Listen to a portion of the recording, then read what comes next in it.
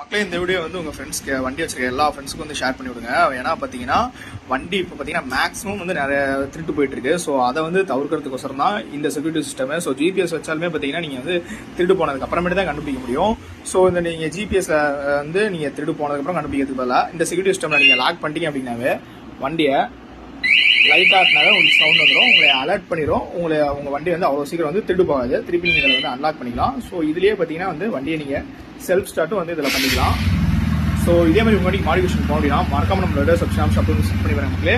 இந்த வீடியோ வந்து மேக்ஸிமம் வந்து ஷேர் பண்ணி விடுங்க உங்கள் ஃப்ரெண்ட்ஸ்லாம், வண்டி வச்சிருக்க ஃப்ரெண்ட்ஸ்லாம். ஸோ இந்த வண்டியை பார்த்தீங்கன்னா நம்ம கஸ்டமர் வந்து வீட்டில் நிறுத்தி வச்சிருந்தாரு. ஸோ அதை வந்து சாவி கீவியெல்லாம் போட்டு வளைச்சி நம்பி அதை திருடுறதுக்குள்ளே நம்ம கஸ்டமர் வந்து வந்துட்டாரு.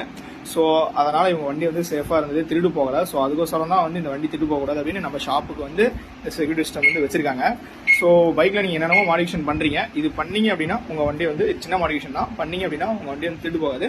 ஸோ இது வந்து எந்த விதமான ஒயர் கட்டும் பண்ணாமல் தான் நம்ம இந்த வண்டியில் இன்ஸ்டால் பண்ணுறோம்.